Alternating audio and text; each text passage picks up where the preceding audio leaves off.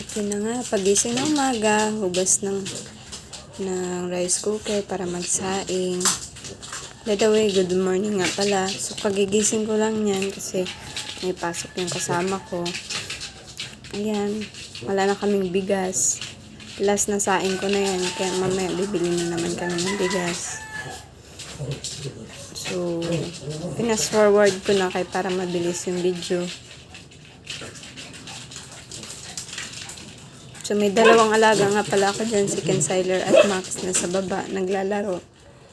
So, kapag gumigising ako, nasa pinto na yun sila nakabang. So, hindi ko na nabidyohan kasi nga,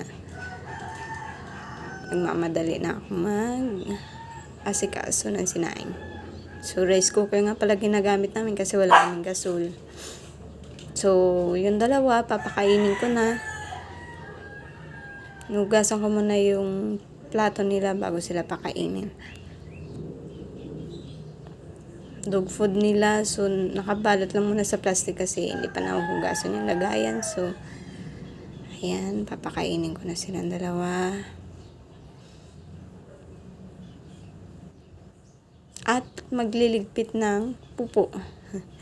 Hindi ko alam kung kanino yan, pero dalawa lang naman sila. So, isang tumpok lang. So, tuwing umaga, laging ganyan. So, yun, kumakain na nga yung isa.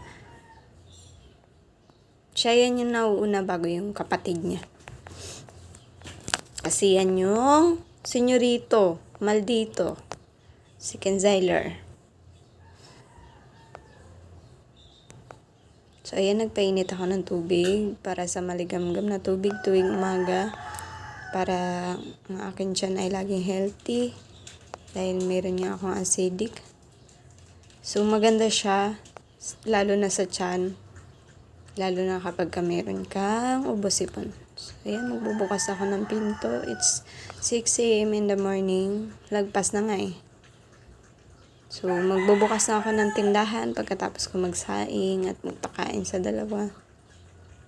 So, yung tindahan ko, malaki ang space pero konti ang laman. So, every morning kong ginagawa yan, araw-araw. Yan ang gawain ko. So, first time ko mag-vlog. So, ngayon lang din ako nagkaroon ng time na mag-edit. So, ayan na nga. Isa-isa yan bubuksan. Pinas forward ko na para mabilis.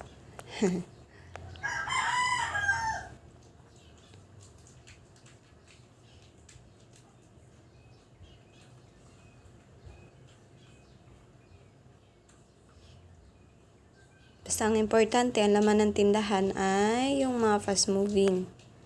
Pero marami na rin akong fast moving na wala.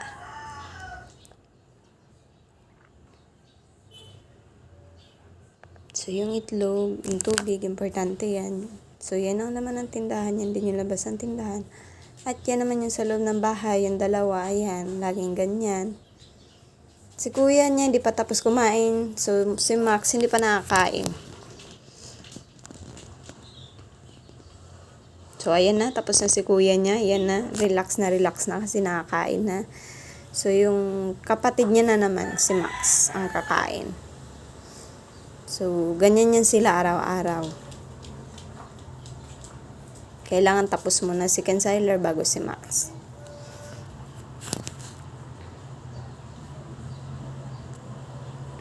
So, hanggang dito na lang yung aking vlog. Thank you sa panonood kung meron man.